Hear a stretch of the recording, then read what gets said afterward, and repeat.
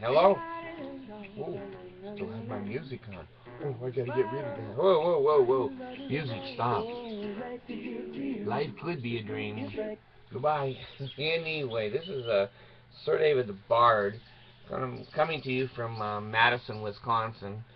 And I don't want to say it's boring here. It's boring here. Sorry, Madisonites. Anyway, I have a link here that I want to have you take a look at.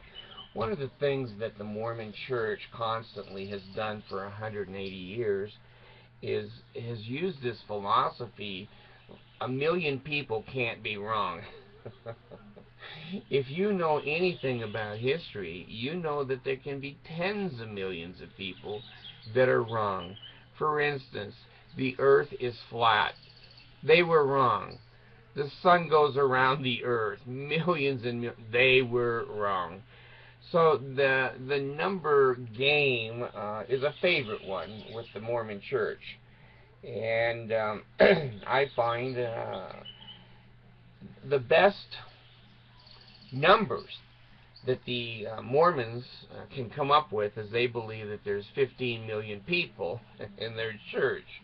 Well, that's all the ones that have been excommunicated, resigned. They hold memberships, I think, to 130 years. Like a person is going to be 130 years old. When they can't find them, they're not going to take them off the membership records until they're 130. They're not getting enough missionaries that when I was in the Mormon Church, a child would get a blessing, and then they'd be baptized at 8 years old, and they'd become a member. Well, the Mormons were so desperate for members, they now take children of record that have been born in the Mormon Church, and now they're members. Automatic. They don't need water. They don't need water.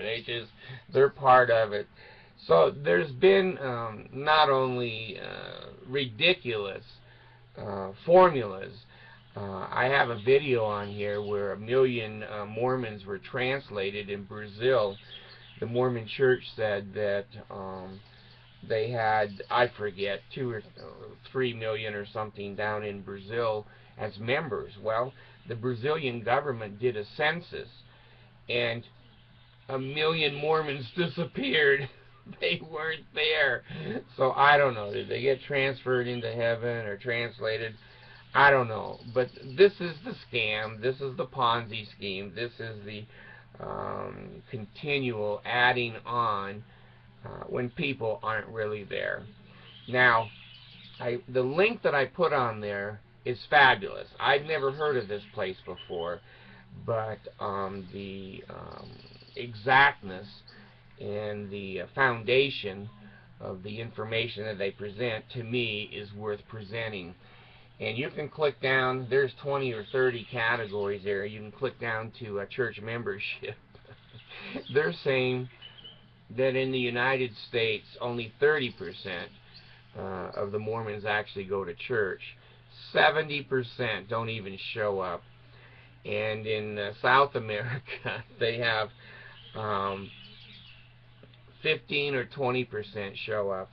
And in Asia, they have another 8 or 10% that shows up. Now, those numbers are not correct. Go down and look for yourself. I'm just going from memory. So this 15 million Mormons doesn't exist. And we've known that. We've known that. But as the internet becomes more and more sophisticated, it's like termites just eating the Mormon Church away, that they can't lie anymore. They can't steal anymore. They can't cheat. It's coming out. And in the top 15 guys there, you're going to see them. Not just on meds. You're going to see those boys in nursing homes and mental institutions, because they know there's not 15 million. So anyway, this video has to do with that link, and you can look up the real numbers of the Mormon Church all over the world. And they're selling chapels now. It's not a great many, but they're combining stakes and wars because they can't keep enough people in a stake or a ward to make it look like a stake or a ward. So they go out, let's go for the 2-for-1, get rid of one, and put them into another ward or stake. So they're desperate. They're doing whatever they can to make it look right, but it ain't right. It ain't right.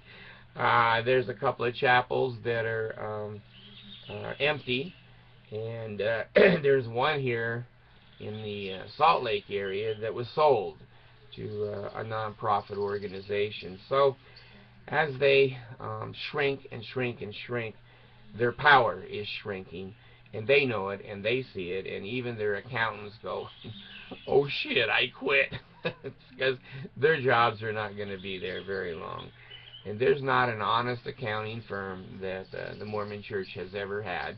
They're always Mormon accounting firms. So anyway, the money, the power, the prestige, the numbers, the chapels, the stakes, they're all shrinking. They're all shrinking. They've got a terrible problem in Brazil. In Brazil, they have hundreds and hundreds of baptisms. None of the people go to church. I don't know. It's kind of like baptisms for the dead. How do you argue with a dead person? How do you go, hey, you ain't dead? You go, yeah, I'm dead. So anyway, take a look. Learn for yourself. Understand this is the way that organization operates. The money rolls in, especially from their private businesses, but the tithing money is shrinking. Resignations are up. They've had Sweden apostatized. They've got England dead in the water. They've got Japan dead in the water. There's several countries throughout the world that go, you know, this ain't working for us. This ain't working. The guy with the rock and the hat as the foundation of a prophet. I thought God just spoke to you as a prophet. I didn't know, you know, you had to have a hat and a rock in a hat. So anyway, you know, it's like Moses. Did Moses take a top hat? I don't know these things. Abraham, he wore a top hat? I don't know. So anyway, take a look at the link and become educated. Become educated. Thanks.